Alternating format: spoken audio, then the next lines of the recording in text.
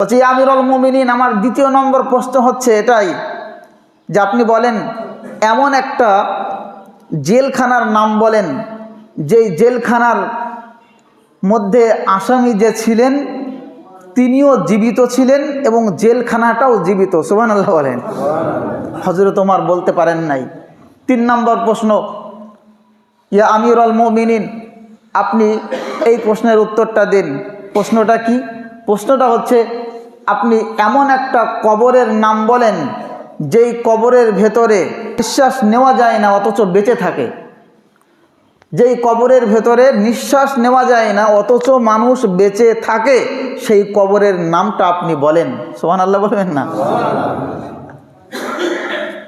আমিরুল মুমিনিন থমকে গিয়েছেন, উত্তর দিতে পারেন নাই। পাদ্রী চলে গেছেন। এরপরে মদিনা যখন ফিলিস্তিন থেকে ফিরে আসতেছেন, রাস্তার মধ্যে শিক্ষামন্ত্রীর সঙ্গে দেখা। শিক্ষামন্ত্রী কে? নবীর জামানায় শিক্ষামন্ত্রী কে ছিলেন? আল্লাহ রসুল বললেন, আনা মদিনাতুল ইলমি ওয়া আলিয়্যুন বাবুহা, আমি হলাম এলমের শহর, এলমের সমুদ্র আর এলমের শহর। আর এই এলমের শহরে ঢোকার ফটক রাস্তা, প্রধান রাস্তা হলো ওয়া আলিয়্যুন বাবুহা, আলী হলো দরজা। সুবহানাল্লাহ বলেন। আলী মুর্তজা রাদিয়াল্লাহু তাআলা আনহু, তার সঙ্গে দেখা। তখন বলতেছে, আলী তুমি বলো এই প্রশ্নগুলোর উত্তর তোমার কি জানা আছে? বলে হ্যাঁ, অবশ্যই জানা আছে।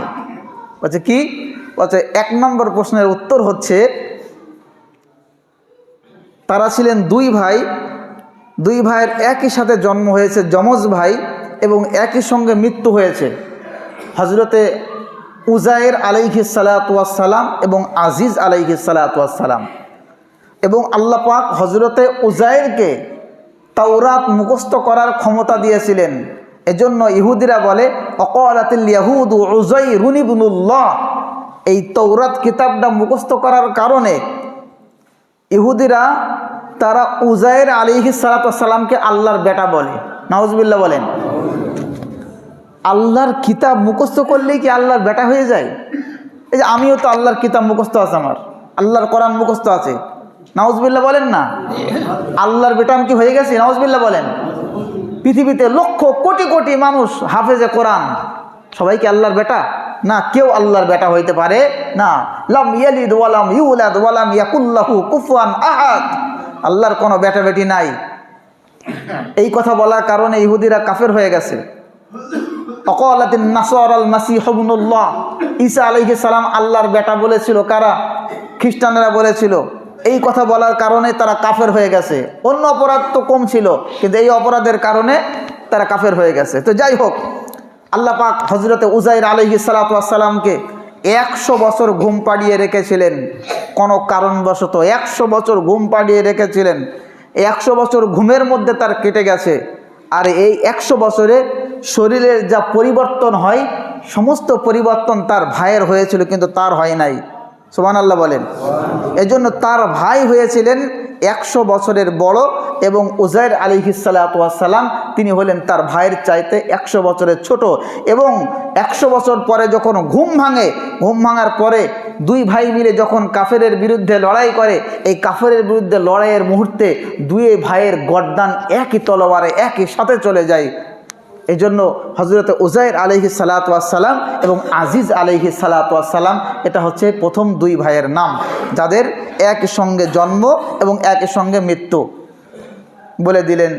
তাহলে আলী, দ্বিতীয় নম্বর প্রশ্নের উত্তরটা আপনি দেন। কি? ওই জেলখানার নাম বলো যে জেলখানার ভেতরে মানুষটাও জীবিত, জেলখানাও জীবিত।